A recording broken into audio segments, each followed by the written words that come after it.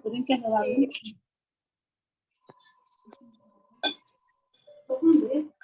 Kamu emang suka.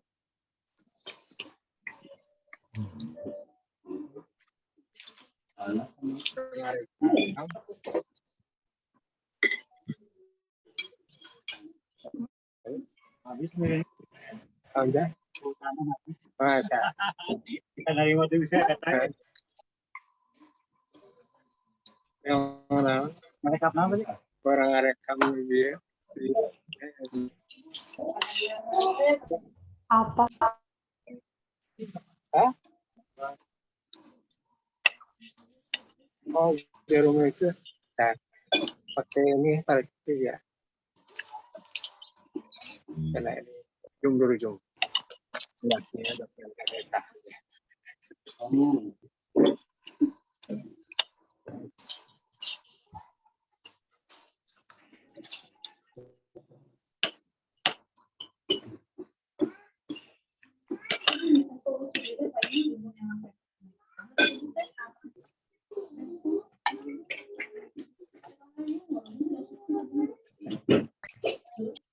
Ini katanya itu botolnya yang botol kayak apa?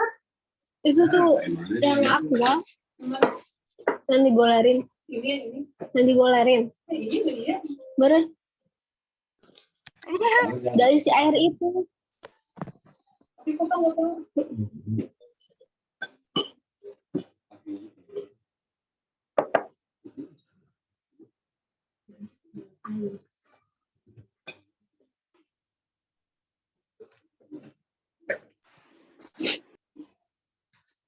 Ini ya.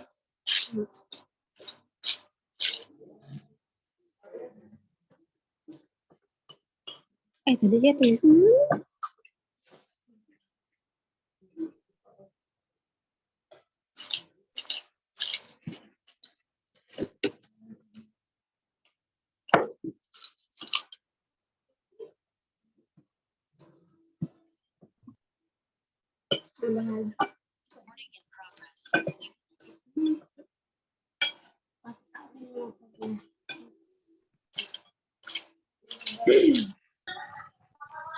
Bro.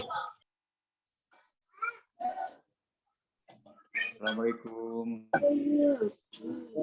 Waalaikumsalam warahmatullahi wabarakatuh. Waalaikumsalam warahmatullahi wabarakatuh. Waalaikumsalam warahmatullahi wabarakatuh. Alhamdulillah sudah gabung.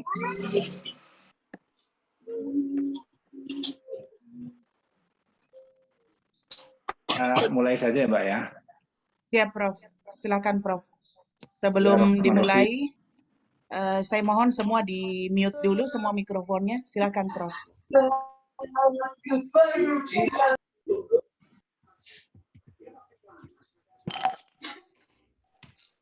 Tinggal foto aja. Dedek. Alhamdulillah wa syukurillah wassalatu wassalamu rasulillah wa ala alihi wa sahbihi wa man wala la haula wala quwata illa billahil aliyil azim. Asyhadu an la ilaha illallah wa asyhadu anna Muhammadan abduhu wa rasuluh. Allahumma sholli ala Muhammad wa ala ali Muhammad kama sholaita fil alamin innaka Hamidul Majid. Ya wa rasuluh rabbi zidni ilman warzuqni fahman amin ya rabbal alamin. Bapak Ibu, sahabat-sahabat yang dirahmati Allah, terima kasih untuk bisa bergabung dan berdiskusi untuk pertemuan kita pada malam hari ini, Minggu malam. Kita akan membahas tentang kecerdasan bermisal. Salam dan selawat kita tunjukkan kepada Nabi Muhammad SAW serta sahabat dan para pengikutnya. Mudah-mudahan kita semua mendapatkan syafaat dari Rasulullah Shallallahu Alaihi Wasallam dan kita mengikuti beliau dan membawa risalah sehingga kita akan menjadi manusia-manusia yang senantiasa mengikuti ketakwaan seperti beliau ajarkan pada kita semua. Seperti biasa hari ini kita akan membahas tentang konsep tafakur, kita akan membahas tentang kecerdasan bermisal. Ya, kalau dalam bahasa Arabnya ya permisalan. Ya, Bapak Ibu, seperti biasanya bahwa ini hanya sebuah metode saja, tafakur metode untuk bagaimana kita mudah belajar mengamalkan ajaran Al-Quran dan Al-Quran dengan banyak melibatkan kolbu dan sedikit menggunakan akalnya. Dan harapannya kita ingin seperti Rasulullah SAW mengajarkan pada kita bahwa kita ingin menjadi bagian daripada qalu la kunna nasma'u aw nakilu ma kunna fi. Dan mereka berkata, sekiranya kami mendengarkan atau memikirkan peringatan itu, niscaya tidaklah kami termasuk penghuni neraka yang menyala-nyala. Jadi kita berharap kita selalu mentafakuri ayat-ayat Allah agar kita bisa menjadi bagian ya barisan orang-orang Muslim atau bagian orang-orang yang selalu menegakkan kalimatullah yang senantiasa menggunakan tetapi jauh lebih banyak menggunakan kolbu. Jadi hari ini kita akan coba banyak menggunakan kolbu kita agar kita memiliki. Jadi insya Allah tafakur itu meningkatkan banyak kesadaran, yaitu kesadaran yang sudah kita miliki dari ilmu-ilmu yang sudah kita dapatkan. Oleh karenanya, tafakur mempunyai nilai yang sangat istimewa di sisi Allah Subhanahu wa taala dan rumusnya adalah akal tanpa bimbingan Al-Qur'an tertipu dan Al-Qur'an tanpa lumpuh. Artinya bahwa secerdas apapun otak manusia tanpa bersandar pada aturan sebuah kekuatan tidak akan menjadi sebuah apa-apa.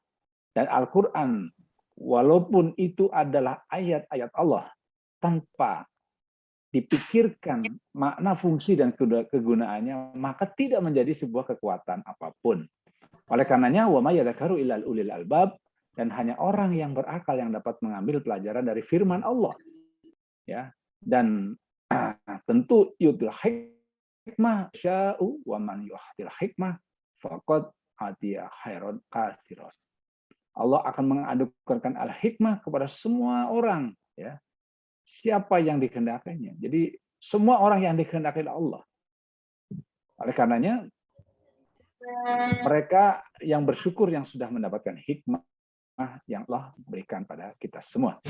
Bapak Ibu, insya Allah hasil diskusi kita tidak akan keluar dari Al-Quran dan Sunnah karena Rasul sudah mengajarkan kepada kita agar kita tidak tersesat.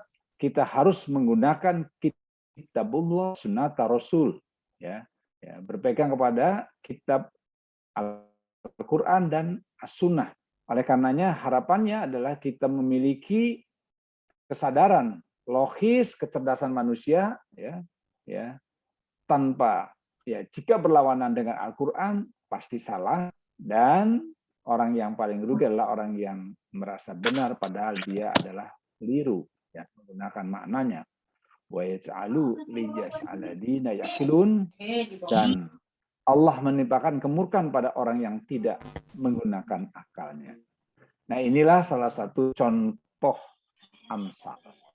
Inna fi khalqis samawati wal ardh wa ikhtilafil laili wan nahari ayatin. Ya. Sesungguhnya dalam ciptakan langit dan bumi dan silih bergantinya siang terdapat tanda bagi orang yang berakal.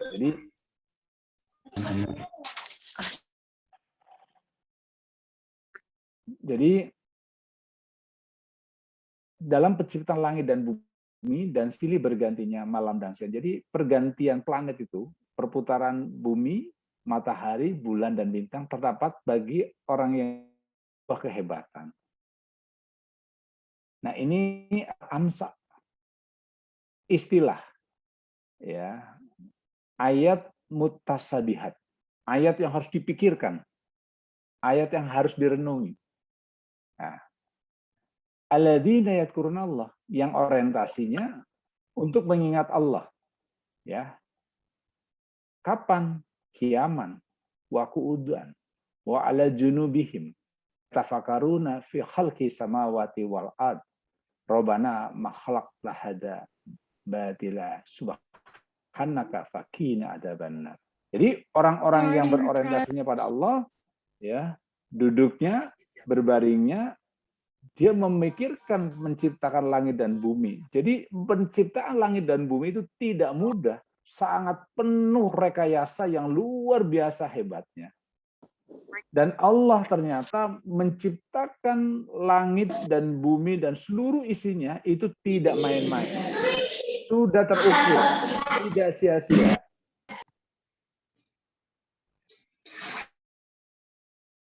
Tidak sia-sia. Oleh karenanya, hari ini kita akan membahas ayat-ayat mutasabihat. Ayat-ayat yang penuh perenungan, bukan ayat yang tanpa perenungan. Yang langsung itu namanya ayat mukamat. Ya, misalnya ati Allah atau Rasul wal ulil amri minkum. Taatilah Allah, Rasul dan pemimpin di antara kamu. Nah, itu ayat mukamat, artinya mudah dipahami. Ya, aqimus sholah, aqimus zakat. Ya, kerjakanlah sholat dan zakat itu ayat yang langsung bisa diterapkan dan langsung bisa dipahami. Tapi kita hari ini akan membahas ayat-ayat mukamat melalui kecerdasan bermisal atau berkontekstual. Bapak Ibu hadirin dan teman-teman sekalian, jadi Al-Quran ya sebagian besar berisi ayat-ayat bermisal, berkonteks. Jadi tidak mudah diartikan secara gampang.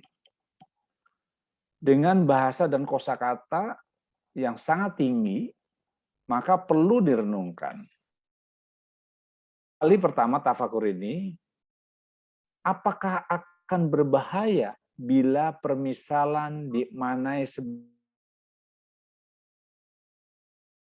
ya. Tadi kan inna fi khalqis samawati wal ard wa ikhtilafi laili wan nahari la ayati lil ulil albab. Sesungguhnya dalam menciptakan langit dan bumi dan silih bergantinya malam dan siang terdapat tanda bagi orang yang berakal. Kok malam dan siang itu hebat ya bagi orang yang berakal. Oh, untuk memahami ini butuh 4 tahun belajar ilmu astronomi. Jadi apakah berbahaya bila permisalan dimaknai sebagai arti yang sebenarnya? Ya, tentu bahaya. Ya, tentu bahaya. Baik, manusia adalah makhluk yang diberi kebiasaan, dapat mikir dan merasakan. Jadi kita ini dapat mikir dan merasakan. Oke, sekarang saya mau tanya ya, teman. Gimana rasanya hari ini? Panas, dingin, sedih, gembira? Ingin Pak, Ingin, Pak. Sedih, Pak. Dingin ya? Sedih, Oke. Prof. Sedih. Jadi itu tadi jawabnya, mohon maaf, jawabnya mikir atau tidak? Enggak. tidak Karena rasa nggak usah pakai mikir. cepat Pak. Oke ya, yuk kita coba tes ya. Saya mau ngetes sebentar nih, mohon maaf. Oke. Iya, Sekarang berapa ini? 5 kali 20. 300, Pak. 300. Mikir ini, mikir. Mikir ya. Oke, sekarang ini. Ya. X log X. 10. 10.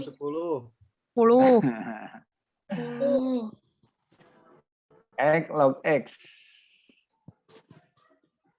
Masih mikir ini. Nah, mikir ini. Nah, saya tambah. Cos X log X cos X. Saya tambah lagi, lebih pusing lagi. Jawabannya X. Kalau X log X jawabannya X ya, atau 1 boleh. Nah, mikir ya. Nah, oke, yuk kita. Janganlah mati sebelum melihat Bali. Mikir atau merasakan? Mikir lah, Pak. Mikir, Pak. Mikir. Mikir, janganlah. Aduh. Yang ini Pengajaran lah. perkalian. Rasa. Ini adanya di sekolah. Ini adanya di sekolah. Ya. Merasakan, Pak. Nah, Kasih. kalau ini merasakan seperti tadi. Hari ini panas rasa. Udah terus kasih kesempatan ke orang. Ya, Banyak oke. coba alasan. Halo, ayo. Jadi, teman-teman, beda antara mikir dengan merasakan. Bedanya di mana? Kalau kita ngitung, di mana ibu kota Amerika? Mikir itu, di mana ya? Tapi kalau di gunung rasanya apa? Dingin.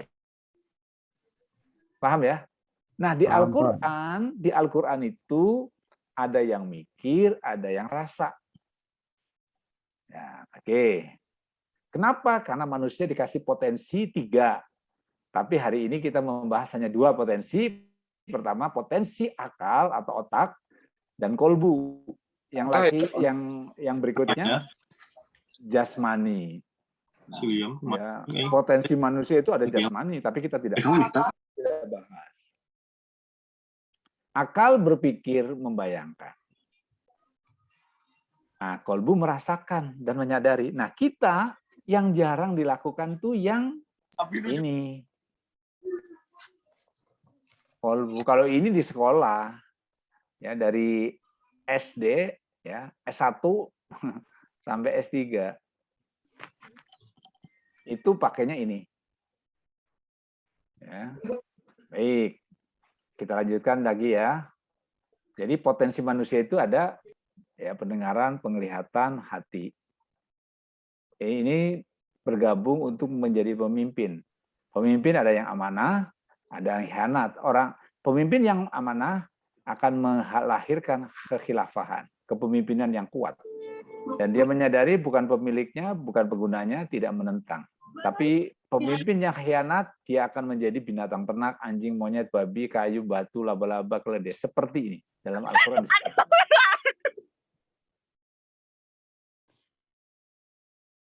Oke. Nah, dan hakikatnya manusia itu sungguh adalah makhluk ya yang secara fitrah selalu baik, tetapi sebagian besar manusia itu bodoh, ya, lemah dan fakir, ya, miskin. Tetapi Allah memuliakannya dengan diberikannya ruh, dengan diberikan keistimewaan. Tadi bisa mikir. Dan dimuliakan untuk memanfaatkan alam semesta. Tapi manusia itu dibebani untuk beribadah dan menjadi pemimpin, menjadi khalifah fil ard, ya, pemimpin di muka bumi. Tetapi ya ini semua boleh diimani boleh juga dikufuri, ya, boleh memilih, boleh mengikuti aturan Allah, boleh juga mengkufuri. Kalau yang mengimani akan dapat surga, ya, yang kufur akan dapat neraka. Nah, konsepnya begitu dari ayat-ayat yang kita pelajari. Nah, sadari Bapak Ibu dan sahabat-sahabat, akal maupun kolbu perlu diberi pengertian. Nah, perlu disekolahkan. Dua-duanya perlu sekolah. Ya, akal atau otak ya sekolahnya di SD, SMP, SMA sampai S3 ya, ini terakhir. SD sampai S3. TK bolehlah gitu. Kolbu sekolahnya adalah tadabur. Tadabur atau tafakur, ya, tafakur.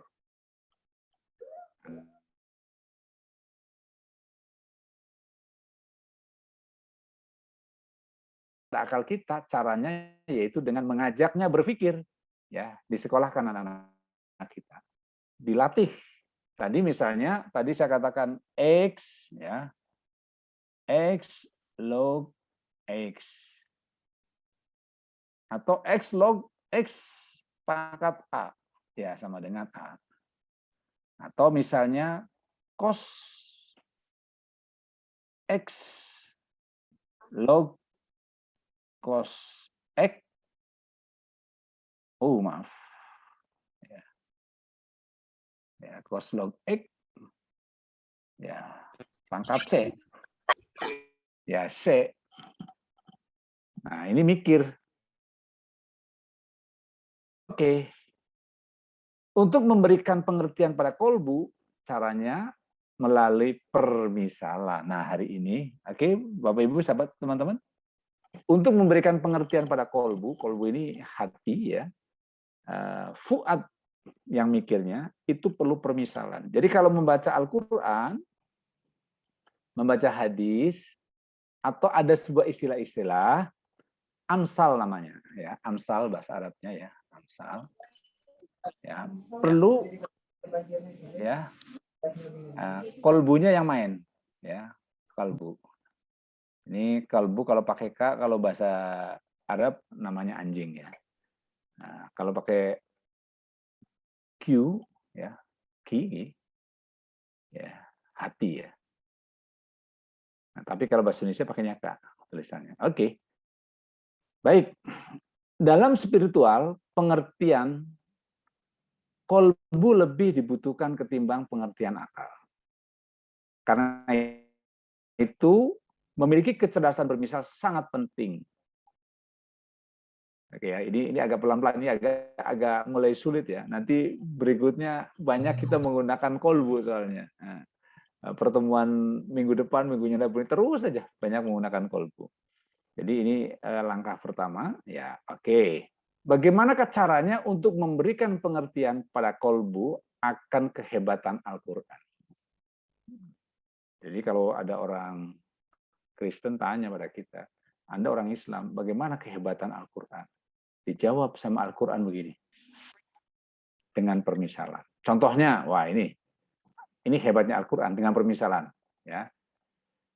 Dan sekiranya ada suatu bacaan kitab suci yang dengan bacaan itu gunung-gunung dapat diguncangkan, atau bumi jadi terbelah, atau oleh karenanya orang-orang yang sudah mati dapat berbicara. Quran itulah dia. Ini dalam surat Ar-Ra'd 31. Jadi kalau ditanya, Al-Quran kayak apa sih? Kalau dibacakan, gunung dapat digoncangkan. Nah, digoncangkan tuh bukan berarti kalau gunung digoncangkan tuh gunung begini. Ini gunung goyang. Nah, itu akal, pengertian akal atau kolbu. Ya, itu fisik berarti akal. Kalau kolbu itu merasakan, oh Allah bisa melakukan sesuatu yang dahsyat. Atau bumi jadi terbelah, bumi ya ini bulat, kemudian terbelah. Nah itu mikir namanya, pakainya otak. Ya. Tetapi yang pakai akal betul. Tetapi kalau mengatakan Quran itu bisa membelah bumi, artinya dahsyatnya bukan main gitu loh. Dahsyatnya bukan main. Nah, jadi ada dua. Pertama dipikir, ya. Tadi kembali ke sini ya, teman-teman kembali ke sini. Jadi ada yang pertama kita harus lakukan, mikir ini akal ya, membayangkan. Oh, kalau Bali itu di sebelah sini. Tapi kalau merasakan, oh dingin, menyadari, oh iya, kalau dosa nanti masuk neraka. Oh itu sadar. Aduh kalau begitu jangan berbuat dosa. Beda ya. Oke, saya ulangi lagi. Potensi manusia ada 3, akal, kolbu, fisik ya. Tapi kita belajar akal dan kolbu. Akal berpikir, membayangkan.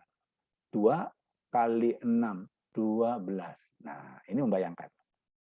Kemudian merasakan itu misalnya, kalau kamu banyak dosa masuk neraka, aduh rasanya gimana ya kalau masuk neraka? Menyadari kalau gitu, saya menyadari saya tidak akan melakukan perbuatan dosa. Beda ya, sabar itu kolbu yang main. Aduh, walaupun saya diomongin begini, saya sabar. Ya. Tidak menggunakan akal, tapi kolbu. Oke, nah, oke kita loncat lagi ya. Ini saya agak pelan-pelan. Kali ini nanti kalau nggak ngerti boleh langsung bertanya deh, karena agak rada rumit ya. Bagaimana caranya untuk memberikan pengertian pada kolbu bahwa Al-Quran itu adalah kebenaran yang hakiki? Ya, jadi bagaimana caranya untuk memberikan pengertian ya pada kolbu bahwa Al-Quran itu adalah kebenaran yang sebenar-benarnya. Ya, jadi Al-Quran itu adalah kebenaran yang tidak ada taranya, paling benar. Maka harus dengan permisalan. Ya, ini contohnya. Jadi Allah katakan dalam surat Al-Ankabut 43, wa tilkal amsalun nasribuha linnasi wa may yaqiluha illal alimun.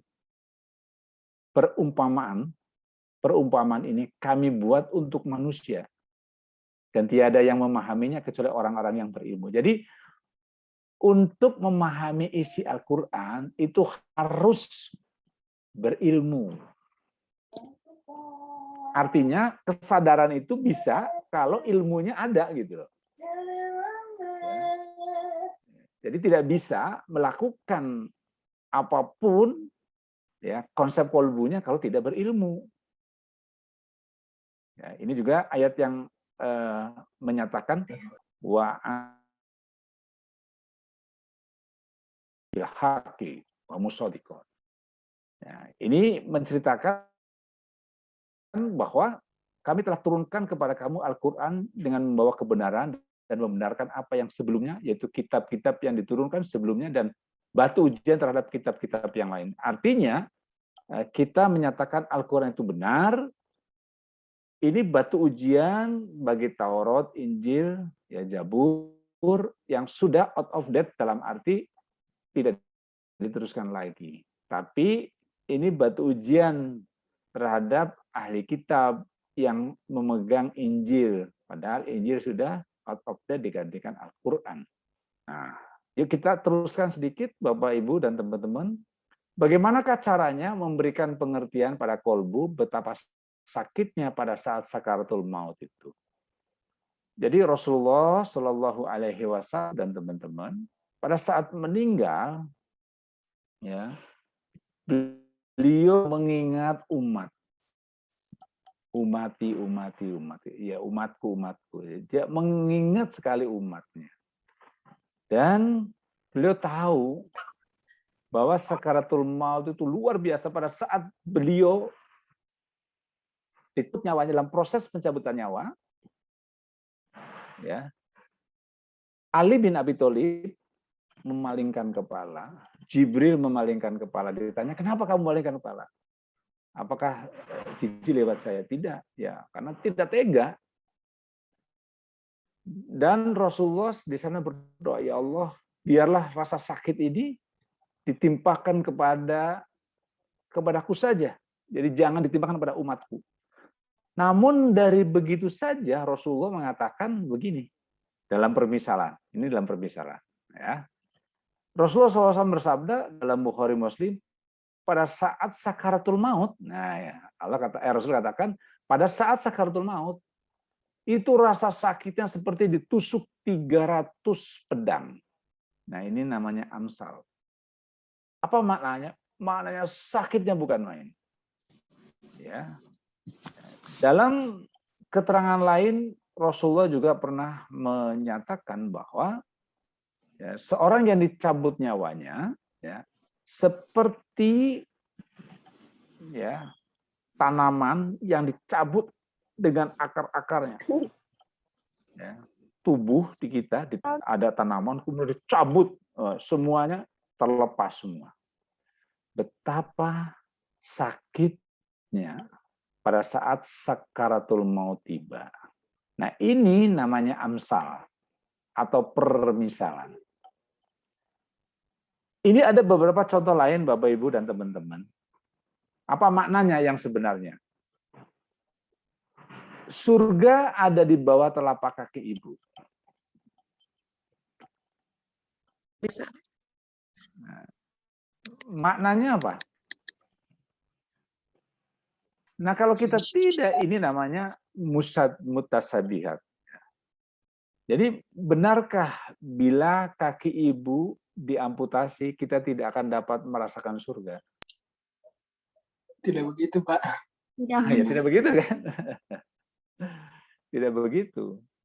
Artinya surga di bawah telapak kaki ibu dimaknai bahwa restu ibu, doa ibu, ya, akan mewarnai ya kehidupan kita, akan menentukan surga dan neraka kita.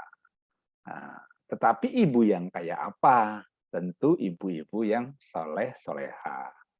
Ya, ini harus dipikirkan. Ya, tidak bisa langsung dimaknai.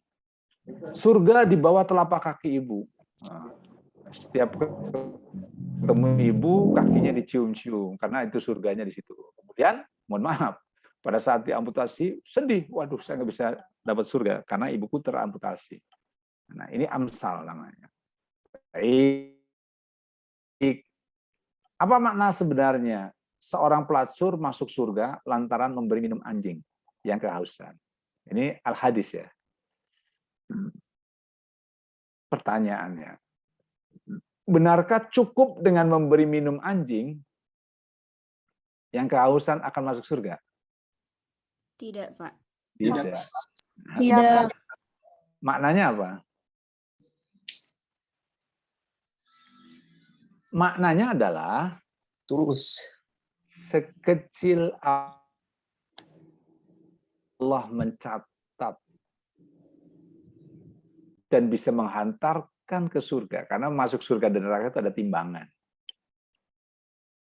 Nah, kalau ini menjadi makna sebenarnya, mohon maaf, kita bisa datang kepada pelacur-pelacur. Hei pelacur-pelacur, lakukan semua.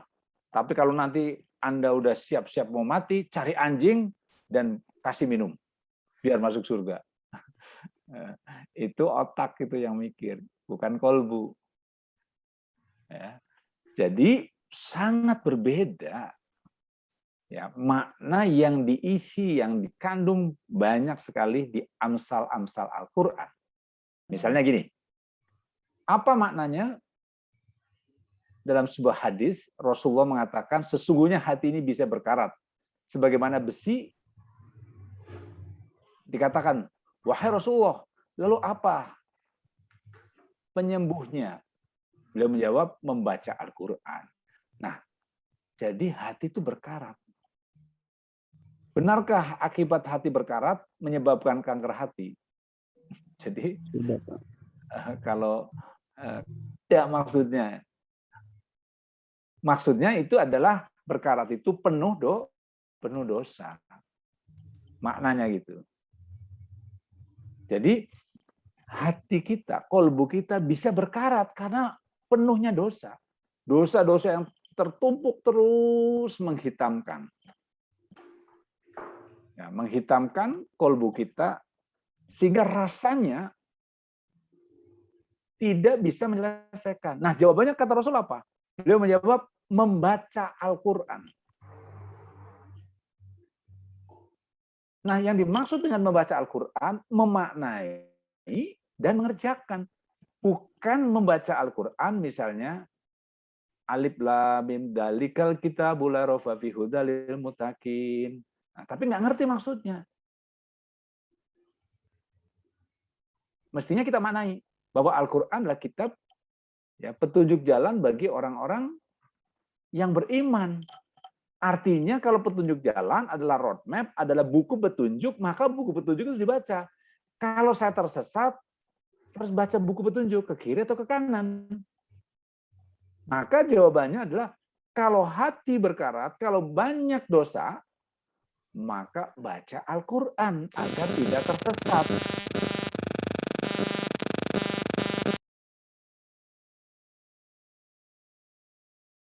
Agar tidak tersesat. Di mute dulu ya, teman-teman ya.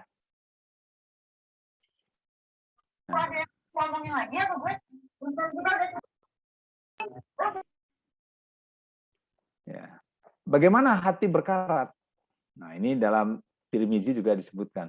Sesungguhnya seorang hamba jika melakukan perbuatan dosa, maka akan muncul noda hitam yang tadi saya ceritakan di dalam hatinya. Jika ia menghilangkannya dengan memohon ampun, lantas diampuni, maka hatinya akan dibersihkan. Apabila bermaksiat lagi, maka noda hitam akan ditambah hingga bisa menutupi hatinya. Nah, ini yang dimaksud dengan berkarat. Maka dengan membaca Al-Quran, dia tahu maknanya. Dalam Al-Quran, orang yang berdosa mohon ampun. Terus Di Al-Quran mengatakan ya banyak infak sodako, beribadah lebih banyak untuk mengurangi dosa-dosa kita. Oke, apa makna sebenarnya? Ya. Janganlah kamu sholat dalam keadaan mabuk.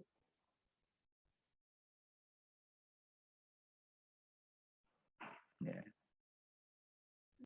Benarkah sebelum sholat tidak boleh minum minuman keras? Boleh, Pak. Kan nggak boleh. Tapi kalau kita makna letterloh, ya, janganlah kamu sholat dalam keadaan mabuk. Artinya kalau lagi sholat nggak boleh mabuk. Sesudah atau sebelumnya boleh mabuk, kan begitu. Padahal tidak. Maknanya adalah sifat orang mabuk itu kan nggak ngerti tentang apa yang diucapkan. Tidak menyadari ucapannya. Tidak tahu apa maksudnya. Atau tidak tahu pikirannya ini sudah berapa rakaat. Tubuhnya hanya bergerak ngikutin saja.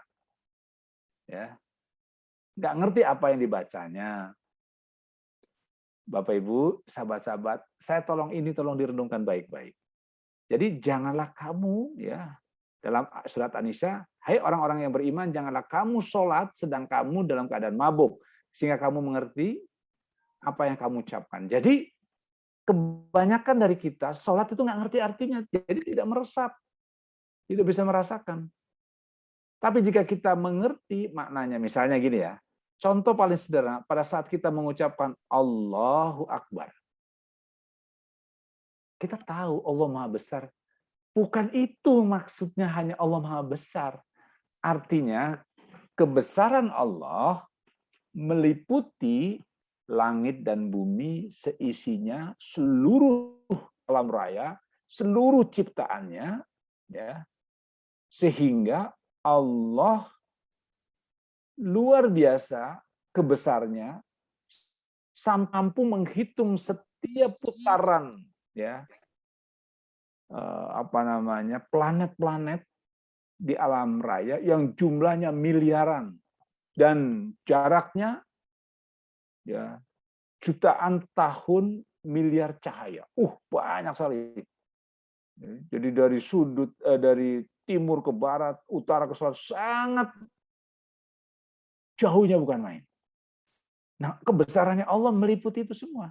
Dan kebesarannya lagi bisa membuat makhluk yang jauh lebih kecil dan tidak terlihat. Salah satunya corona misalnya. Ini kehebatannya. Jadi ingat lagi, janganlah kamu ya sholat dalam keadaan mabuk. Yang dimaksud ini nggak ngerti apa yang dibaca, nggak ngerti jumlah rakaatnya, asal ikut-ikutan saja, ya. Tapi tidak direnungi. Nah, sholat itu berdampak. Dampaknya apa? Mencegah perbuatan keji dan mungkar. Jadi kalau kita sholat, jadi orang yang betul-betul sholat, perbuatannya baik, perbuatannya tidak keji, ya, perbuatannya tidak mungkar. Nah, kira-kira semacam itu. Sahabat, apa makna sebenarnya? Maksiat sama dengan teken kontrak tinggal di neraka. Nah, ini juga hadis. Benarkah untuk tinggal di neraka harus teken kontrak dulu? Benar? Ya. Maksiat sama dengan tinggal di neraka. Artinya begini, setiap perbuatan menghilangkan dosa-dosa. Dengan dosa, dengan pertimbangan banyak dosa dan amal ibadahnya kita, maka pertimbangan dosanya lebih banyak dan menjadikan kita masuk ke neraka. Nah, itu maknanya. Baik. Apa maknanya? Setan mengalir dalam manusia. Benarkah kita harus menolak transfusi darah dari orang kafir? Ya. Jadi ada orang non-muslim tiba-tiba Anda butuh darah, terus bertanya, apakah Anda muslim atau muslim? Saya nggak mau. Nggak bisa. Karena apa? Itu darahnya orang kafir. Tidak begitu. Setan mengalir dalam darah manusia, maknanya adalah setiap nafsu buruk kita yang kita konsen terhadap nafsu itu akan cepat membangkitkan syahwat. Seluruh darah kita cepat. Setan mengalir dalam darah, semua menjadi mempercepat nafsu kita. Istilahnya sumbunya pendek. Apa maknanya? Apa makna sebenarnya yang ini?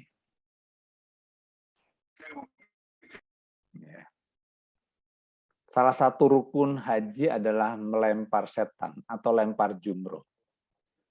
Benarkah lemparan-lemparan itu akan membuat setan babak belur? Kalau teman-teman pernah ke haji atau umroh, ya, lempar jumroh. Nah, orang Indonesia itu kalau saya membimbing haji umroh itu, kalau teman-teman dari Indonesia kalau ngelempar banyak, padahal ini kan isyarat saja 1, 2, 3 gitu, wah lemparnya sambil ngotot-ngototnya, udah kesetanan malah. Yang banyak lempar malah banyak setannya di Indonesia gitu. Nah, karena nggak ngerti maknanya. Ini adalah sebuah permisalan bahwa kita lepas dari setan. Ya. Permisalan di sini adalah saat ya Nabi Ibrahim ya mengusir setan. Nah, jadi putus hubungan dengan setan.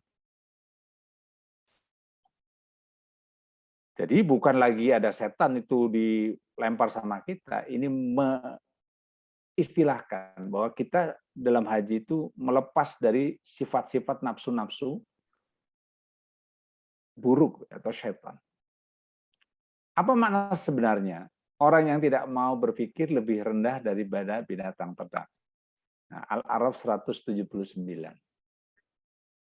Ya. Benarkah hanya karena tidak mau berpikir, lalu derajatnya turun menjadi lebih rendah daripada binatang ternak? Ya. Bukan, tetap saja.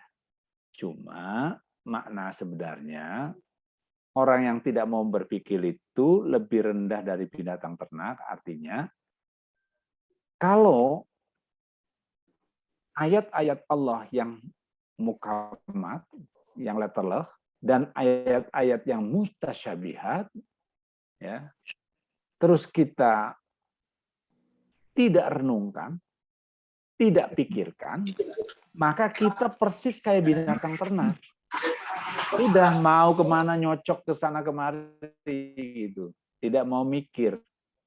Nah, oleh karenanya, Bapak Ibu, berikutnya, apa makna sebenarnya? Ya Allah, kuatkanlah punggungku untuk menerima ujianmu. Benarkah yang menanggung ujian Allah itu adalah punggung kita? Kan bukan. Ini amsal. Tapi kesabaran, Pak. Ya, ini gambaran saja bahwa ya Allah, kuatkanlah punggungku untuk menerima ujianmu. Artinya, ya Allah, kuatkanlah batin saya, ya, batin saya, kolbu saya, untuk menerima semua ujian-ujian. Karena sesungguhnya manusia ada di muka bumi diuji oleh Allah. Ya, maknanya semacam itu. Jadi ini bukan makna sebenarnya. Apakah makna sebenarnya bertafakur sejenak lebih baik daripada ibadah 1 tahun? Nah, ini adalah hadis, walaupun ini doif ya. Benarkah yang rajin bertafakur pahalanya banyak? Jadi karena membaca hadis ini, bertafakur sejenak lebih baik daripada ibadah 1 tahun. Ya sudah, begitu tafakur 1,5 jam, ya sudah, nggak sholat, nggak zakat, nggak puasa. Karena apa? Sudah beribadah 1 tahun lebih gitu. Nah, jadi makna ini bukan makna sebenarnya. Ya. Apakah makna sebenarnya? Kebanyakan dari manusia tidur ketika mati baru terbangun. Benar nggak kalimat di atas? Jadi Maknanya adalah kita lupa waktu di dunia. Semua orientasinya adalah mengembarakan hawa. Pada saat Allah sudah cabut nyawa kita, maka doa para mayit, permintaan para mayit, ya Allah, kembalikanlah aku untuk hidup sebentar di alam ini. Untuk apa? Untuk bersitkoh. Jadi permintaannya itu untuk sitkoh. Karena sitkoh itu yang nanti menemani mayit ini di dalam alam barzah, alam penungguan. Jadi kebanyakan dari manusia itu tertidur, uangnya, tenaganya, pikirannya bukan untuk amal ibadah, tapi mengembarakan hawa nafsu, menguntungkan pribadi demi apa yang dia inginkan tercapai. Ketika mati baru tersadar, terbangun, oh iya saya salah semua yang saya lakukan. Hidupnya, tidurnya, makannya, berjalannya, untuk nafsunya dia, bukan untuk mempersiapkan kematian. Bukan untuk mempersiapkan kembali di kampung akhirat. Apa makna sebenarnya? Dunia itu penjaranya bagi mukmin dan surganya bagi orang kafir. Benarkah kalimat di atas? Jadi di dunia ini bagi orang mukmin adalah penjara, bagi kafir adalah surga. Maknanya adalah bagi orang mukmin dunia itu harus dibatasi, tidak boleh berlebih-lebihan. Di dunia ini adalah dalam rangka mempersiapkan bekal untuk menghadapi akhirat. Jadi bukan untuk bersenang-senang. Di dunia ini dijadikan memanfaatkan waktu peluang, memanfaatkan kekayaannya, memanfaatkan kecerdasannya, memanfaatkan fisiknya, memanfaatkan kesempatannya untuk mengabdi pada Allah. Wa ma khalaqtul jinna wal insan illa liya'budu. Jadi bukan kesempatannya untuk melakukan hal-hal yang kotor, buruk. Tapi kesempatannya adalah untuk mempersiapkan bekal yang abadi, kehidupan yang abadi di akhirat. Tapi bagi orang kafir, ini surga, dia nggak yakin nanti akan ada balasan. Dia tidak yakin, tidak mempercayai bahkan adanya akhirat dan lain sebagainya. Jadi, benarkah kalimat di atas kalau diartikan dengan otak biasa, kolbu berbeda. Dengan akal berbeda. Apa makna sebenarnya? Fitnah lebih kejam daripada pembunuhan. Ini Al-Baqarah 191. Wal fitnatul asyadu minal qatl. Jadi fitnah lebih kejam daripada pembunuhan. Benarkah lebih baik dibunuh daripada difitnah? Maknanya begini. Fitnah lebih kejam daripada pembunuhan. Artinya kalau kita membunuh seseorang, ya udah selesai.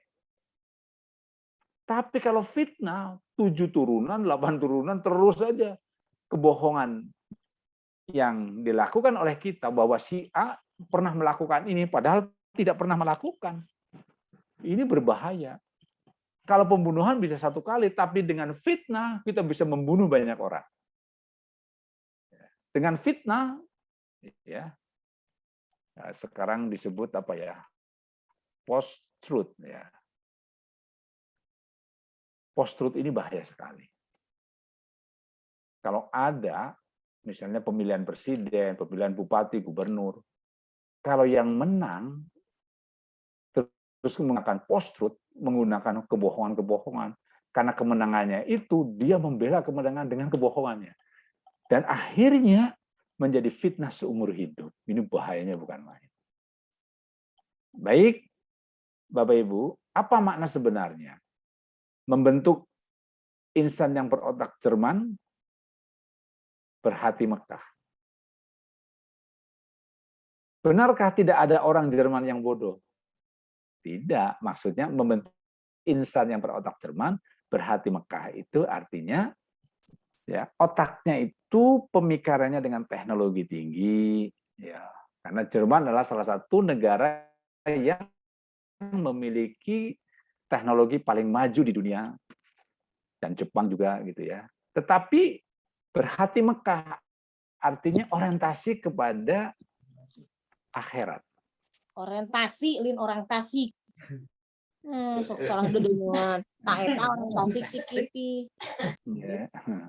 Jadi orientasi inilah yang nanti menjadikan kita menginginkan hati kita di Mekah, tapi otak kita di Jerman.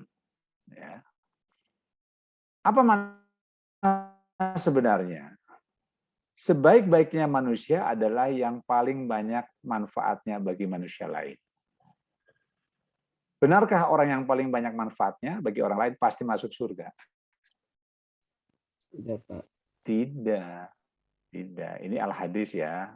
Jadi sebaik-baiknya manusia adalah yang paling banyak manfaatnya. Ya. Jadi kalau dia tidak beragama Islam, dia baik. Ya. Bermanfaat bagi orang. Syarat surga menurut Islam adalah dia bersyahadat dulu. Ya, sholat, zakat, haji, puasa, dan melakukan ini salah satu sisi perbuatan baik seorang mukmin. Oke. Ini tadi pertanyaan tadi, dari pertanyaan ke-1 sampai dengan 14, jika dijawab tidak benar, berarti kolbu telah digunakan. Inilah tes kita menggunakan kolbu. Oke, sadari Bapak Ibu dan teman-teman, saya paham ya, ini memang agak sulit ya, karena kita biasa menghitung, mikir terus ya, tapi kolbu nggak pernah diasah. Jadi kalau Bapak Ibu sekarang hari ini fakurannya bingung, berarti sudah benar.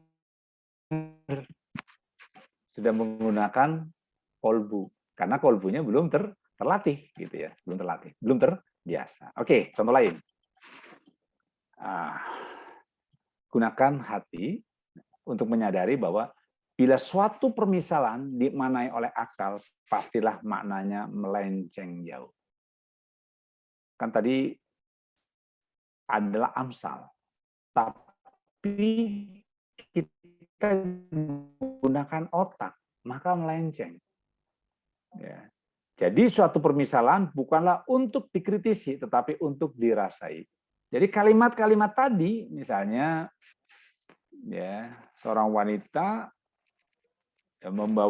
memberi minum anjing masuk surga, ya jangan dikritisi, tapi untuk dirasakan bahwa sekecil apapun kebaikan kita terhadap binatang yang menyajis pun Allah memberikan penghargaan. Maksudnya begitu.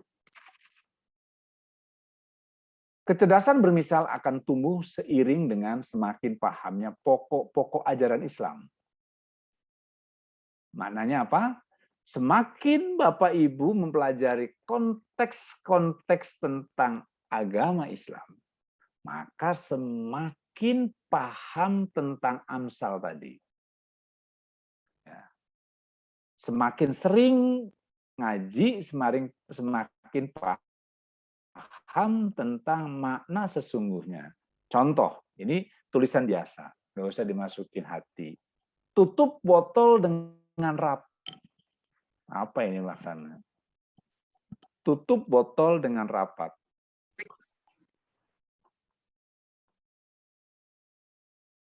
Apa maknanya? Mau nutup botol aja, kok pakai rapat dulu ya? Benar nggak? Atau tutup botol dengan rapat-rapat, ya jangan asal-asalan gitu. Ya, itu maksudnya tutup botol dengan rapat, ya tutup botol dengan jangan terbuka gitu. Tapi kalau kita memaknai mau nutup botol aja, kok pakai rapat dulu. Bapak Ibu, teman-teman, saya mau nutup botol ya. Ya, kita rapat dulu, saya tutup botol. Nah, gitu. Nah, inilah harus dimaknai sesungguhnya. Apa maknanya yang sebenarnya? Cacing dalam arak.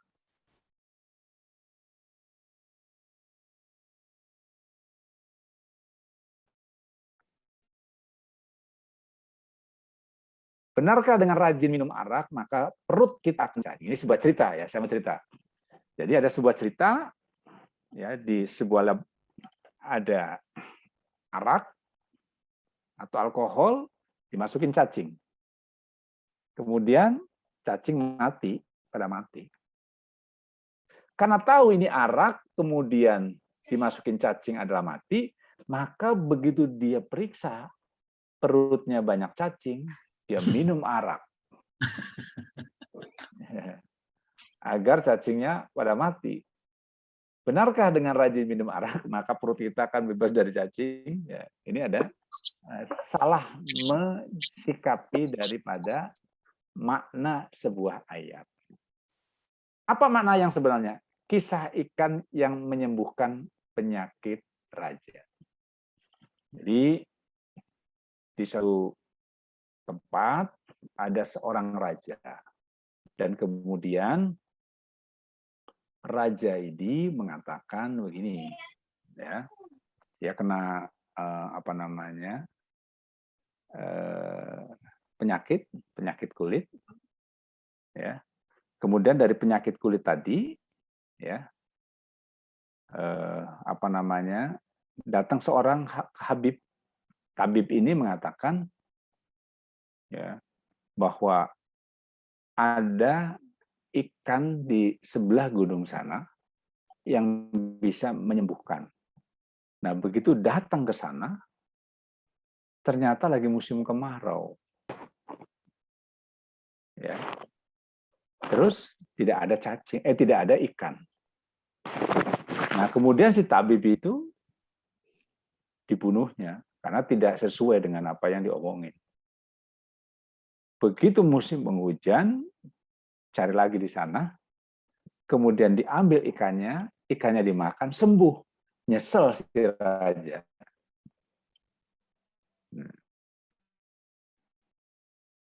Nah, karena apa? Tidak menggunakan makna sebenarnya. Apa makna sebenarnya? Penyebab orang masuk neraka karena dia tidak mikir. Benarkah orang yang kafir tidak mikir? Kalau mereka tidak mikir, bagaimana bisa membuat pesawat terbang? Ya, pesawat terbang itu Spanyol, Prancis, Jerman, Amerika, pembuat pesawat terbang. Penyebab orang masuk neraka karena tidak mikir tadi, ya, tidak mikir ayat-ayat yang diturunkan Allah, maksudnya begitu. Tadi di ayat pembuka, ya, dikatakan para penghuni neraka menyesal. Kenapa? Kenapa pada saat hidup dia tidak mentafakuri ayat-ayat Allah? Nah, artinya tidak mau mikir. Jadi penyebab orang masuk neraka karena dia tidak mau mikir. Tidak mau mikir itu tidak bersandar. Walahum tatafakarun. Tidak bersandar, tidak berpikir kepada perintah dan larangannya Allah. Apa makna sebenarnya membandingkan cacing dengan manusia? Benarkah cacing dengan manusia tidak bisa diperbandingkan? Nah, tadi membandingkan cacing dengan manusia itu tadi, misalnya di perut manusia, ya, ada arak, kemudian cacingnya mati. Ya, ini makna sebenarnya. Apa makna sebenarnya? Tujuan tafakur adalah untuk meningkatkan kesadaran. Benarkah ada kaitannya yang erat antara bertafakur dengan pernafasan? Ya, orang kan lagi pingsan, tidak sadar, tidak bisa bernafas. Padahal yang dimaksud dengan kesadaran di sini, tujuan bertafakur untuk meningkatkan kesadaran. Sadar bahwa Allah memerintahkan sesuatu dengan merenungannya. Iya tuh, tau ada ayat betul. Kamu yang mau bukan bisa. Sih dihubungkan itu orang.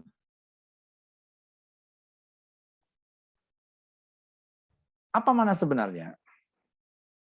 Ya. Oke. bahan renungan kolbu. Kolbu di sini pakai K. Kalau bahasa Indonesia kolbu, tapi kalau pakai bahasa Arab anjing namanya. Benarkah anjing bisa merenung? Paham ya? Jadi ini kalau ki ya bahasa Arab namanya kolbu. Artinya ya tadi hati.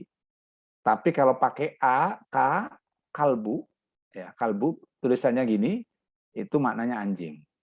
Tapi bahan renungan kolbu kalau pakai benar, bahan renungan kolbu. Benarkah anjing bisa berenung? Nah, kalau tidak ngerti maksudnya. Gitu. Apa mana sebenarnya?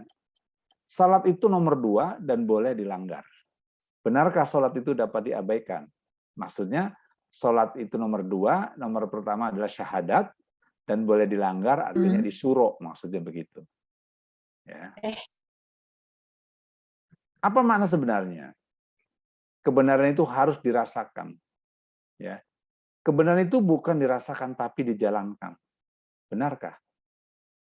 Nah, jadi kebenaran itu harus dirasakan. Yang maksud dirasakan itu setiap kebenaran yang kita dapati harus dirasakan bahwa itu adalah nilai kebaikan dari sisi Allah.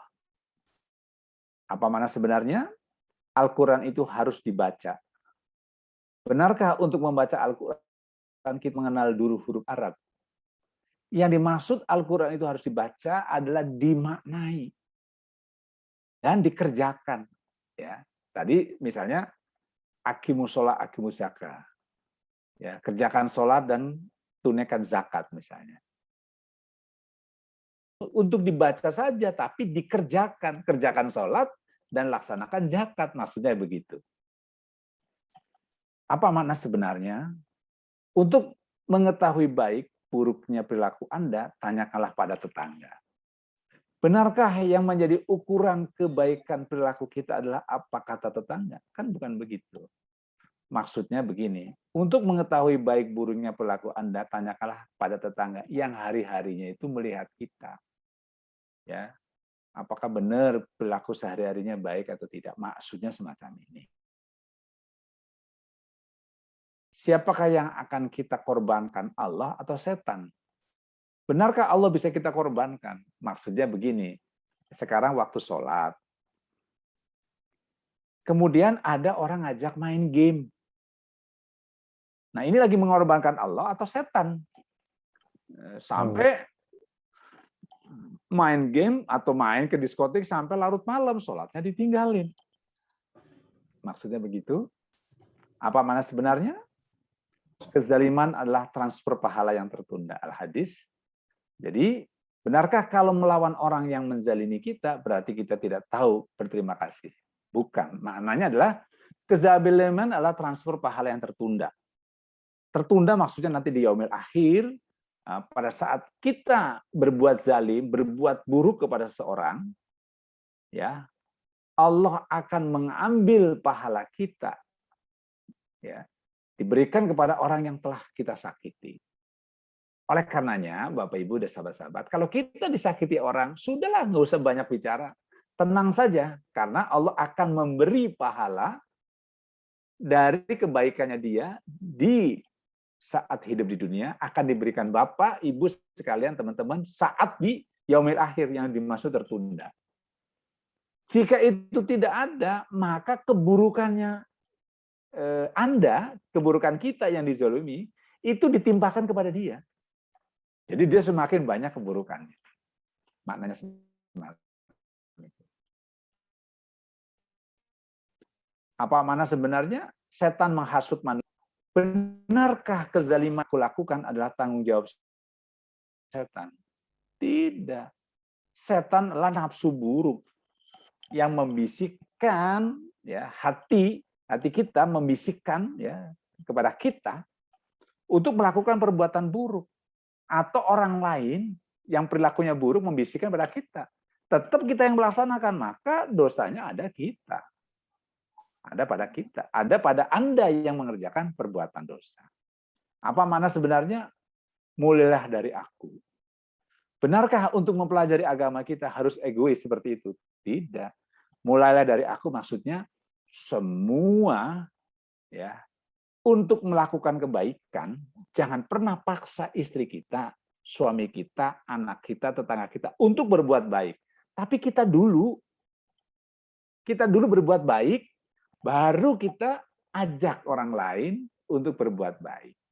Jadi jangan paksa orang lain berbuat baik, sementara kita tidak pernah berbuat baik. Apakah makna sebenarnya? Allah Maha Suci.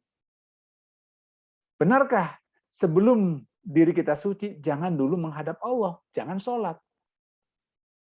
Tidak. Manusia itu sunatullahnya memang banyak dosa.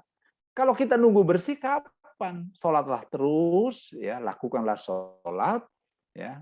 Karena walaupun Allah Maha Suci, ya, kita diharapkan mengikuti sifat-sifat Allah suci, walaupun keadaan kita tidak suci.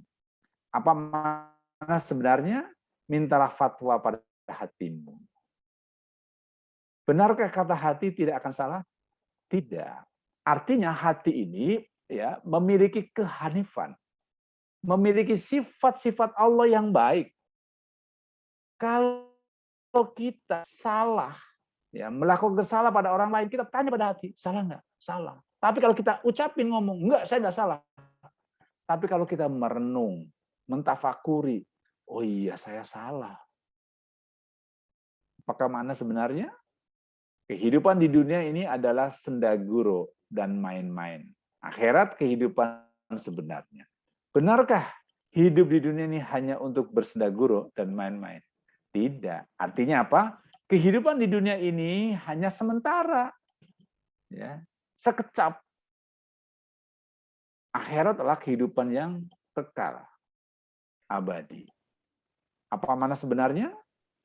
Ayat Al-Quran yang turun pertama kali adalah Iqra. Benarkah langkah pertama untuk mempelajari agama adalah harus bisa membaca tulisan Arab dulu? Tidak. Ayat Al-Quran yang turun pertama adalah Iqra. Betul. Maknanya adalah kita bisa membaca, ya, dalam arti sebenarnya membaca sifat, membaca suasana, membaca perilaku, membaca intuisi dan sebagainya. Bukan berarti harus membaca dalam bentuk Arab. Tapi syukur-syukur bisa membaca Arab itu jauh lebih bagus. Ya. Oke, Bapak Ibu, Amsal tadi kita dari Allah memberikan akal dan kolbu dalam keadaan kosong. Jadi otak kita ini kosong, ya kolbunya kosong juga. Ya, kemudian akal dan kolbu perlu kita isi dengan pengertian, dengan ilmu, pengetahuan otaknya, dengan keterampilan menghadapi semua permasalahan adalah kolbu. Menghadapi masalah dengan kesabaran, menghadapi kesulitan dengan kesabaran, menghadapi ujian Allah kita terima. Sesungguhnya Allah memberi ujian itu baik agar manusia bisa menghadapi. Sesungguhnya setiap kesulitan ada kemudahan. Dan Allah selalu memberikan kesulitan dalam rangka menaikkan derajat. Dan tidaklah setiap sakitnya manusia walaupun tertusuk duri, sesungguhnya seorang akan dinaikkan derajatnya. Dan Allah akan mengampuni dosa dekat dengan Allah. Al-Hadis. Untuk memberikan pengertian pada akal, caranya yaitu dengan mengajak berpikir. Akal tadi. Jadi tadi 2 log, ya misalnya cos 2 pangkat 2. Nah, jawabannya cos 2. Untuk memberikan pengertian pada akal, caranya itu dengan mengajak berpikir. Oh iya, 4 kali 2, 8. 8 kali 2, 16. Ya, 15 kali 20 adalah 300. Nah, itu mikir, membayangkan.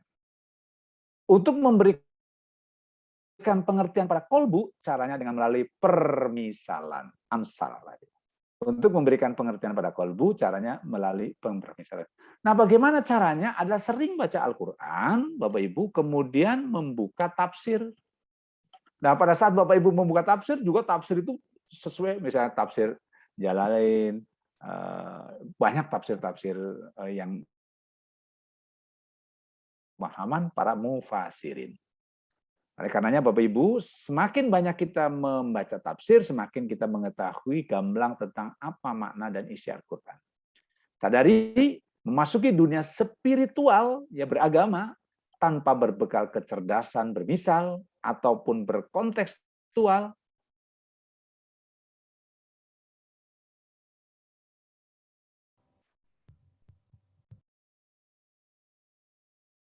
Al-Quran, ya, ada ayat muhkamat dan ada ayat mutasabihat. Ada ayat yang langsung bisa dipahami, ada ayat yang harus dipikirkan. Begitu Bapak Ibu teman-teman, Mbak Andi, silakan, mungkin ada teman-teman yang mau memberikan masukan, silakan. Mudah-mudahan akan menjadi lebih luas ya pemahamannya. Terima kasih. Assalamualaikum warahmatullahi wabarakatuh. Warahmatullahi Waalaikumsalam warahmatullahi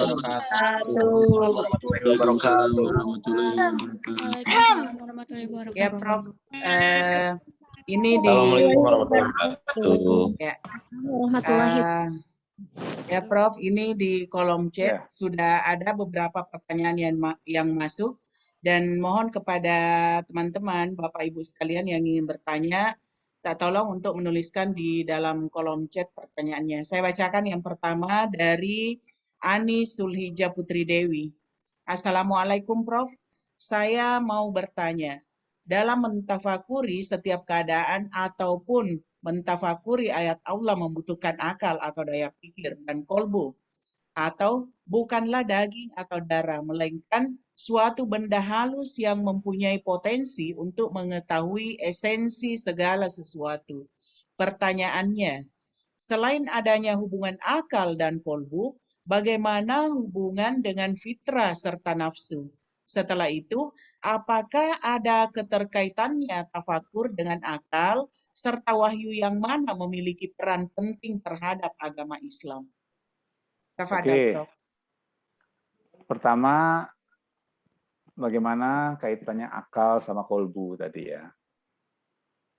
Jadi sebenarnya itu dalam satu persatuan, satu kesatuan. Akal sama kolbu itu dalam satu kesatuan. Tetapi dalam kehidupan sehari-hari, kita lebih cenderung mengasah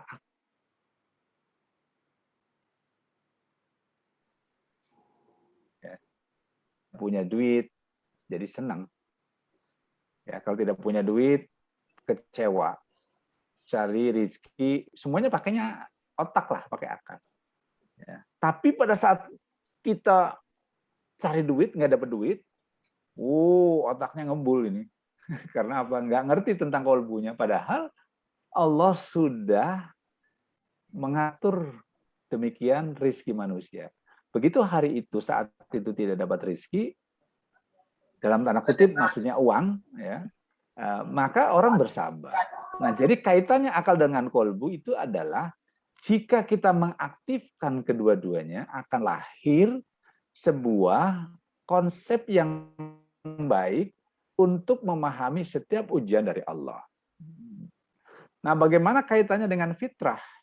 Bahwa manusia itu difitrahkan, ya. Jadi fitrahnya itu mengikuti kebaikannya, mengikuti sifat-sifat Allah. Itu fitrah manusia. Karena manusia adalah diambil dari sebagian zat dari Allah, kebaikan-kebaikan. Ya, dari nur Muhammad. Ya. Jadi manusia itu fitrahnya baik. Nah, tetapi ada nafsu ya yang selalu ya kita sebut sebagai syaitan, nafsu buruk ya, yang selalu menghasut ya, agar manusia memenuhi nafsunya itu. Tapi fitrahnya, kata hatinya sesungguhnya dia baik.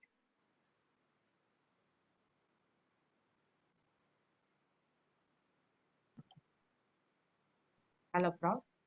Ya. Ya. Oke. Pertanyaan selanjutnya, Prof, dari Ibu Risma Haris.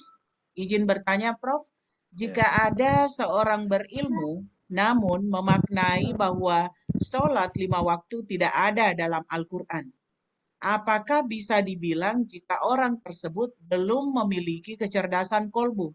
Selanjutnya, apakah peristiwa Isra Miraj adalah tingkat kecerdasan spiritual atau seperti apa? Tafadhal, Oke. Prof. Jadi gini. Jadi kita tidak boleh menafikan, ya. Jadi kan gini, aqimus sholat, aqimus zakah. Itu Al-Baqarah.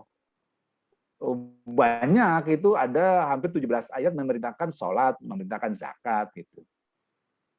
Jadi kalau orang tidak mau sholat, tidak mau zakat, ya kufar dia. Padahal dia pinter. Nah, perkara masalah banyaknya rakaat, ya tidak dijelaskan letterleh, ya. Cuma disebutkan demi waktu duha, demi waktu malam, ya.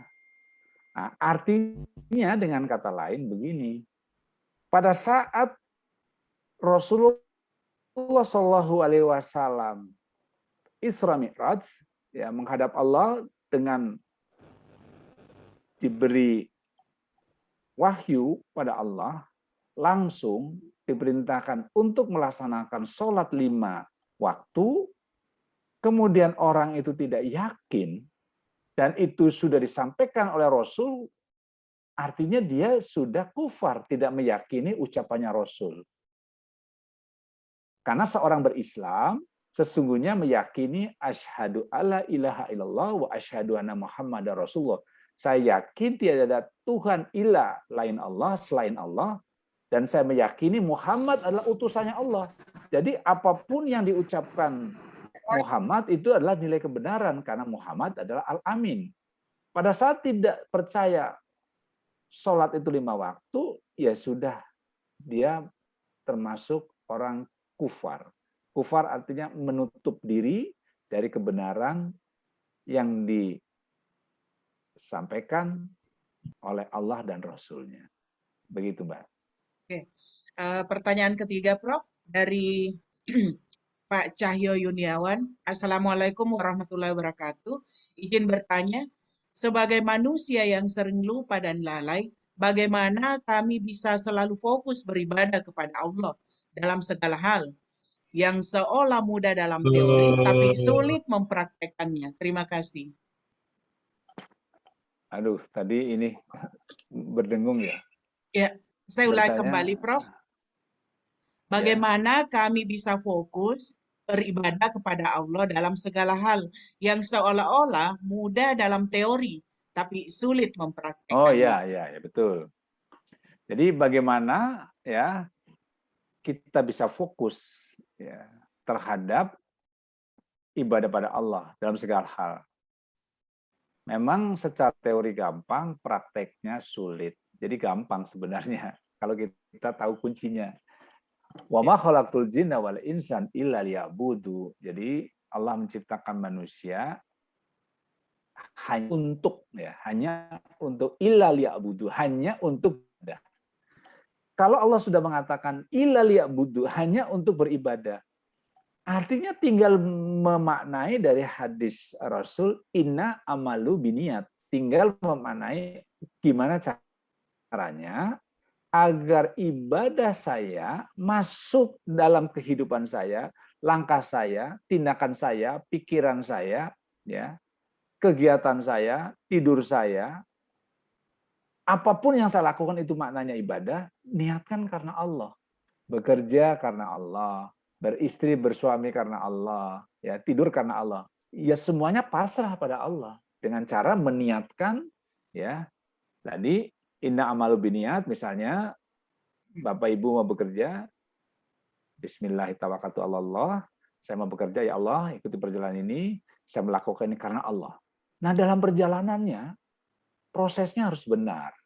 tidak menggunakan motor dari nyolong, tidak menggunakan bensin dari nyolong. Itu prosesnya, dilakukan dengan kebenaran, niatnya benar, tindakannya benar, melakukan benar. Pada saat ada masalah, kembalikan ke Allah dengan kesabaran. Tidak mendapatkan gaji yang tidak sesuai, ya bersabar. Nah itu. Jadi semuanya itu fokus namanya. Pertanyaan selanjutnya, Prof, dari Bu Mastini Masud. Assalamualaikum warahmatullahi wabarakatuh, Prof. Apakah betul kita semua akan masuk neraka? Nanti setelah dibersihkan baru bisa masuk surga. Terima kasih, Prof. Jadi begini, Rasulullah SAW pernah bersabda, dengan la ilaha illallah Muhammad Rasulullah, kamu masuk surga. Maknanya adalah orang yang percaya ya kan ucapan itu, kemudian terus mengikuti perintah dan larangannya Allah, pasti masuk surga. Nah, kalau setiap dosa itu harus dibersihkan, pembersihnya ada dua.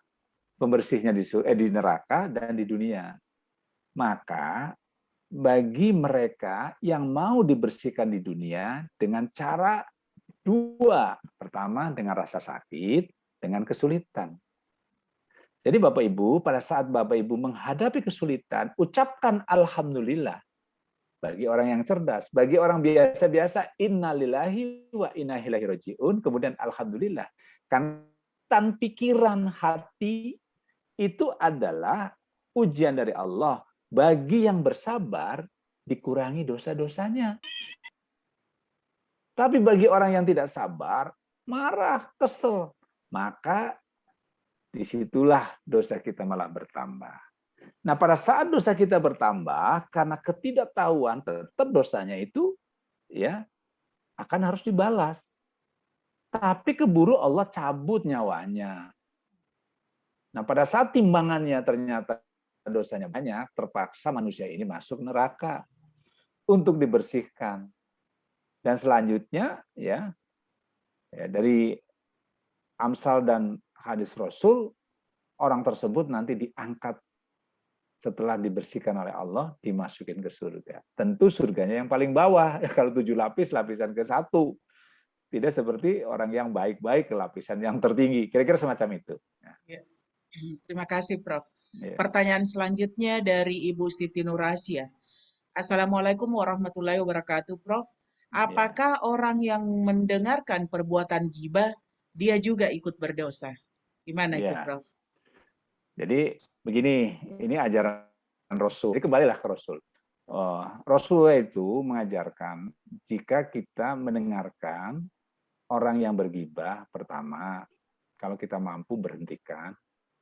Ya, kalau kita tidak mampu, berhentikan itu dengan perintah yang keras. Kalau kita tidak mampu, dengan bahasa yang halus. Kalau kita tidak mampu, meninggalkan atau berpaling. Nah, gitu. Jadi berpaling. Ya, silakan meninggalkan boleh juga. Terima kasih, Prof. Yang selanjutnya dari Pak Ashar Khairul Insan. Assalamualaikum warahmatullahi wabarakatuh, Prof. Apakah niat harus diucapkan atau di dalam hati? Ya, jadi dua pendapat. Pendapat yang pertama, niat itu bisa diucapkan, harus diucapkan. Ya. Yang kedua, di dalam hati. Nah, tetapi kalau Bapak, Ibu, dan teman-teman mempelajari tentang syahadatain. Syahadatain, pada saat kita mengucapkan syahadat, itu tidak boleh di dalam hati, tetapi harus diucapkan betul. Misalnya, Bapak, Ibu yang belum bersyahadat, ya mengucapkan asyhadu alla ilaha illallah wa asyhadu anna Muhammadan abduhu wa rasuluh. Ingat, syahadat itu adalah perjanjian. Perjanjian yang mengikat. Ya, perjanjian mengikat seorang yang tadinya non-muslim dalam tanda bukan non-muslim lah istilahnya apa ya, orang yang tadinya belum terikat terhadap perjuangan Islam masuk dalam sebuah perikatan perjuangan Islam. Dengan kata lain dia dalam kondisi suci bersih manusia.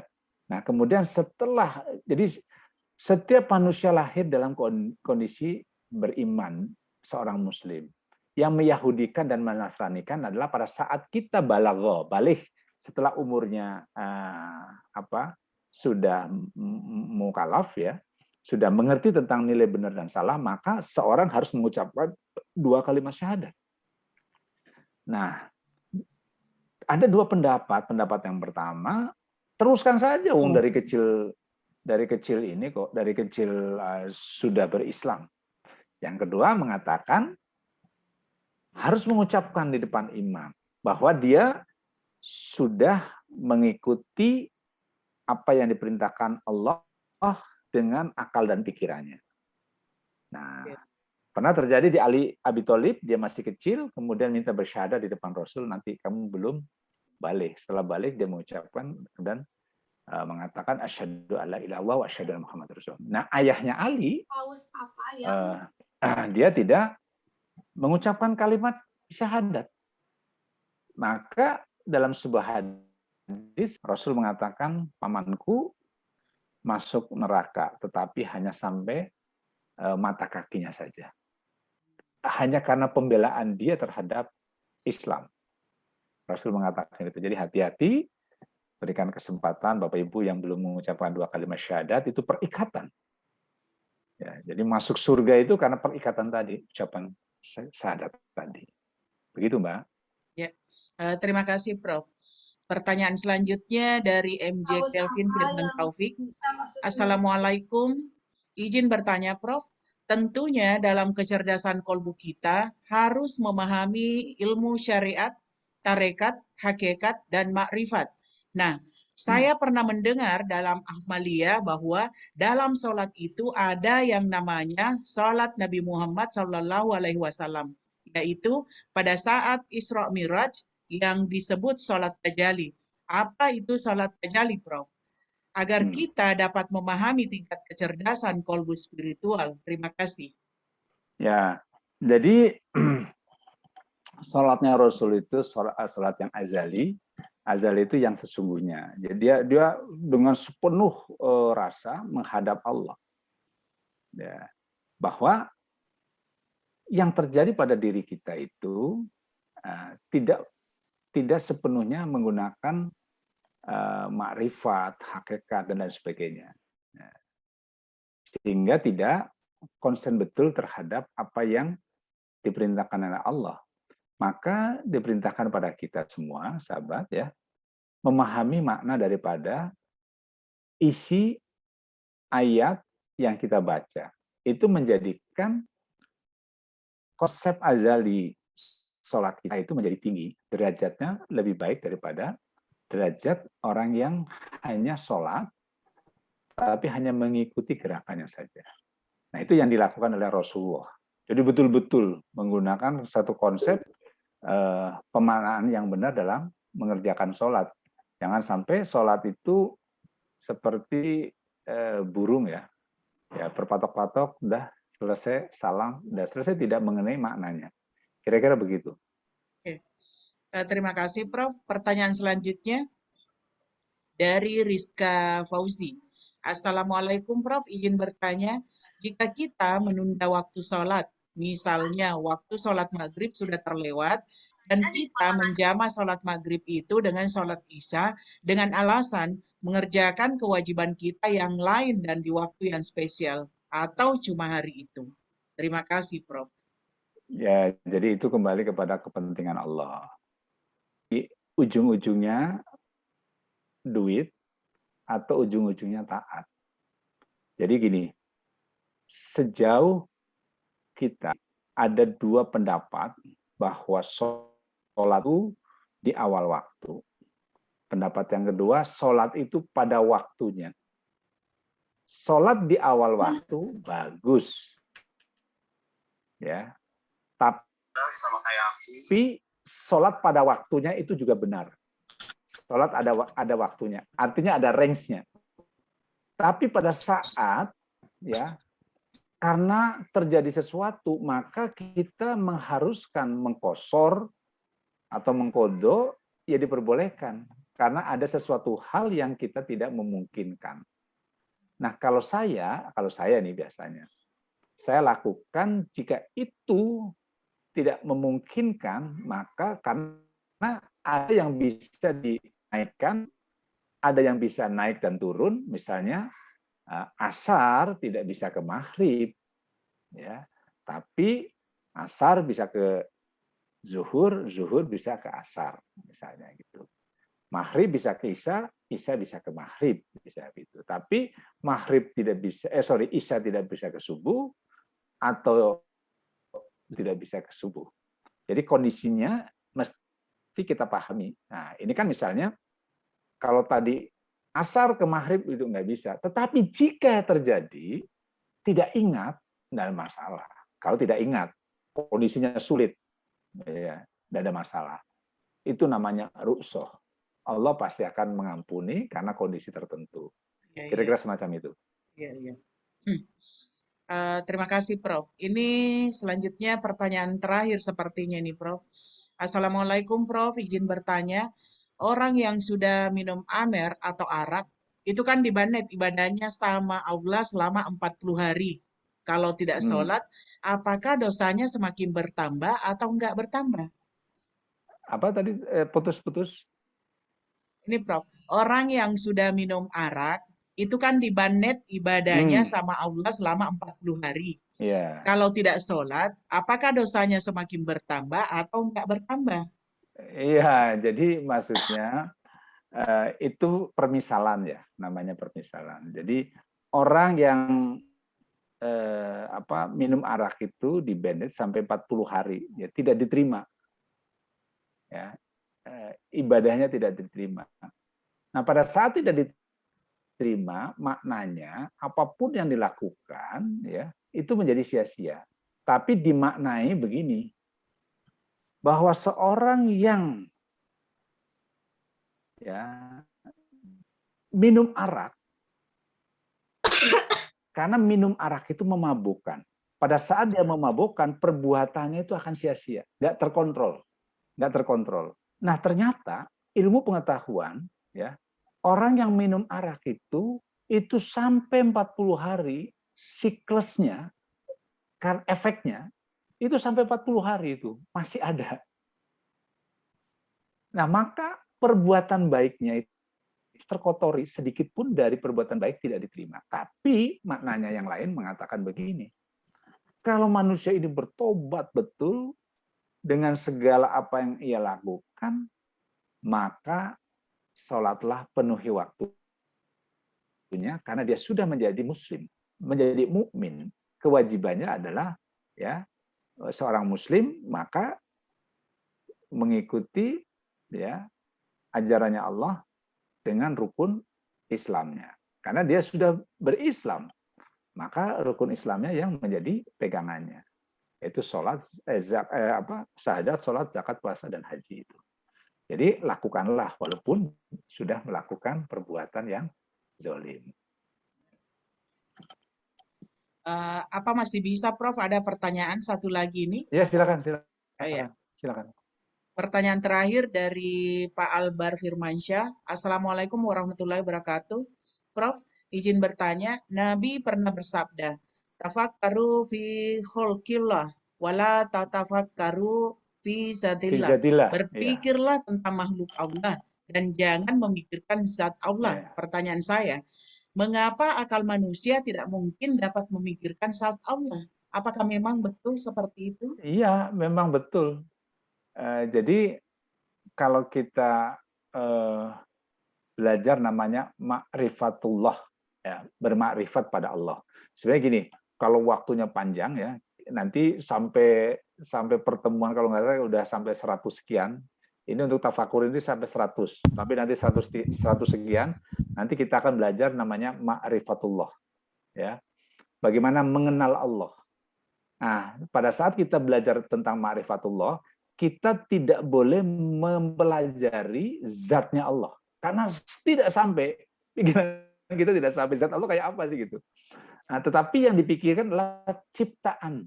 Ya, jadi yang disebut dengan tadi tafakaru fi khalqi wala tafakaru ya fi azalilah, ya fi zatillah, ya fi zatillah. Zatilah itu zat Allah, zat Allah.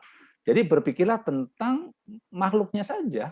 Jangan sampai kita memikirkan fi zatillah. Nah, zatnya Allah. Karena zatnya Allah itu sulit sekali. Ya, kalau bahasa kimianya ya sulit lah. Kalau manusia terdiri misalnya ada beberapa zat-zat lain lah, misalnya ada lemak, ada besi, ada mangan dan sebagainya, itu bisa diuraikan. Tapi zat Allah sulit sekali. Begitu, Mbak. Ya. Prof, masih ada satu lagi, apa masih bisa? Silakan. Ya. Ini dari Pak Randis Ahmad Yunus. Assalamualaikum, Prof. Ya. Izin bertanya, kalau misalkan kita lagi dalam suatu masalah atau musibah, benarkah ada kesalahan dalam diri kita sendiri? Terima kasih, Prof. Ya, Allah katakan begini, setiap padamu sendiri. Nah, jadi diri kita. Jadi kalau kita ada sesuatu menimpa kita, itu nah, yang disebut diakibatkan bukan kesalahan. Paham ya? Contoh, saya kasih contoh. Kita mohon maaf, kita tinggal di bawah, terus ada orang di atas di gunung. Kemudian ada tingkat ya, kita di bawah, ada teman di tengah, temannya lagi di atas. Teman yang di atas, ini mohon maaf, tempat di atas itu nebangin pohon. Saya mau tanya, kemudian longsor. Menimpa rumah di bawah, yang di tengah, menimpa Anda lagi sholat. Nah, saya mau tanya, itu karena akibat Anda atau akibat dia?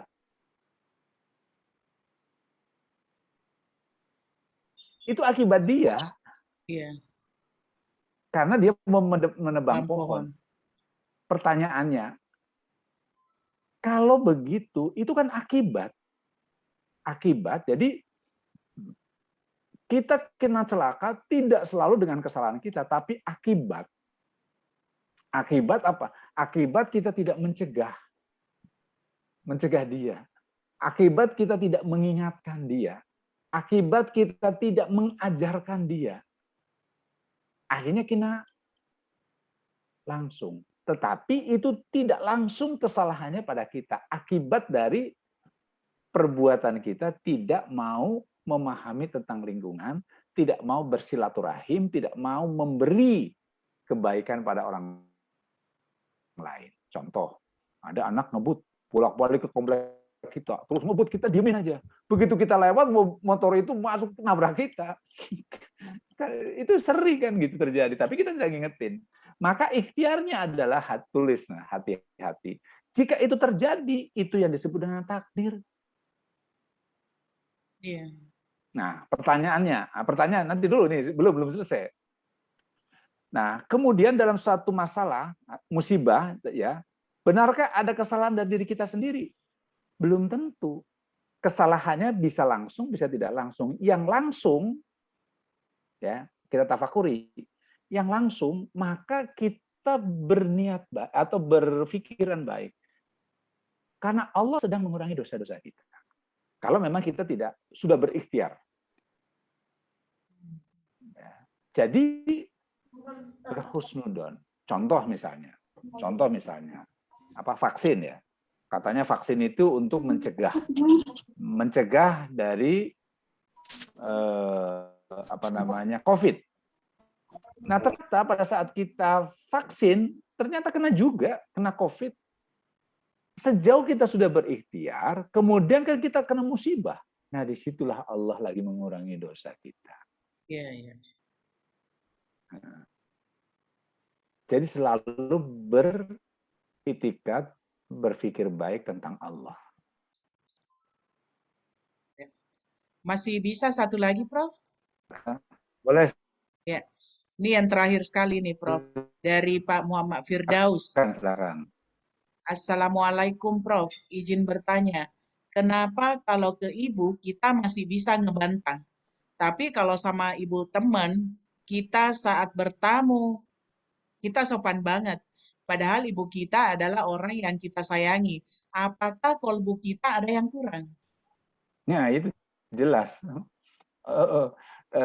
Kalau dalam bahasa saya tadi, kolbunya tidak belajar. Yang dia belajarnya hitung-hitungan. Otaknya dia yang belajar. Kalau sama teman baik.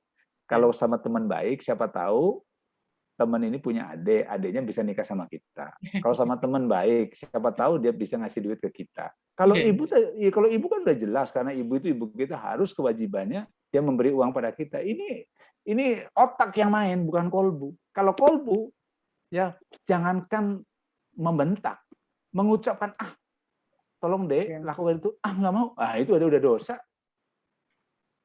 Karena kolbunya nggak pernah disekolahin, nggak pernah tafakur. Ini kan sekarang lagi, mohon maaf, ini bedanya pengajian, ini bukan pengajian lah. Ini adalah mentafakuri. Kita coba mentelaah tentang ayat-ayat Allah. Karena saya bukan ustadz, tapi coba mendekati bahwa ini loh,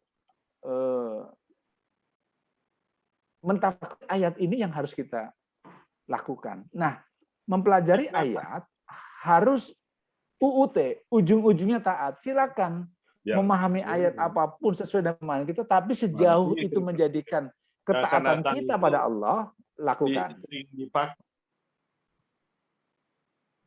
Silakan, Prof. Nah, gitu, Mbak. Ya. Itu tadi adalah pertanyaan yang terakhir, Prof. Ya.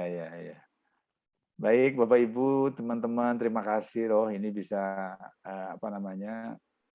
bersilaturahim. Mudah-mudahan nanti bermanfaat buat kita semua. Amin. Tentu, Amin. Itu kataan yang salah datangnya dari saya, yang benar datangnya dari Allah. Mari kita sama-sama, karena tafakur itu langka ya, jarang dilakukan oleh kita semua. Dan hari ini kita sudah meluangkan waktu, ya tafakur sejenak lebih baik daripada ibadah 1 tahun. Mudah-mudahan hari ini Allah memberikan kesempatan kita, sekaligus membuka mata hati kita. Kita senantiasa menjadikan iman Islam kita lurus di hadapan Allah, dan kita selalu mengikuti ajaran. Baik Bapak Ibu, marilah kita tiga kali doa majelis dan salam. Astagfirullahaladzim alladzi la ilaha wal hayyum wa atubu ilaik. Astagfirullahaladzim alladzi la ilaha wal hayyum wa atubu ilaik. Astaghfirullahaladzim alladzi la ilaha wal hayyum wa atubu ilaik. Subhanaka Allahumma wa bihamdika asyhadu an la ilaha illa anta astaghfiruka wa atubu ilaik. Alhamdulillahirabbil alamin. Warahmatullahi wabarakatuh. Waalaikumsalam warahmatullahi wabarakatuh. Terima kasih banyak, Prof. Teman-teman. Terima kasih, Prof. Waalaikumsalam warahmatullahi wabarakatuh. Alhamdulillah. Terima kasih, Budi. Terima kasih, Bu Andi. Terima kasih, Bapak. Terima kasih banyak. Bapak. Salam, Bu Andi. Terima kasih. Terima kasih, Prof. Terima kasih semuanya teman-teman. Yuk, assalamualaikum. Waalaikumsalam warahmatullahi wabarakatuh. Waalaikumsalam warahmatullahi wabarakatuh. Waalaikumsalam warahmatullahi wabarakatuh. Izin Bapak Ibu teman-teman, Ketemu minggu depan. Zoom-nya saya tutup. Insya Allah minggu depan kita bertemu kembali. Insya Allah. Amin. Amin. Ya Rabbal Alamin. Semoga kita semua tetap istiqomah bersama-sama. Amin. Mohon izin, Zoom-nya saya tutup. Assalamualaikum Amin. warahmatullahi Amin ya Rabbal Alamin. wabarakatuh.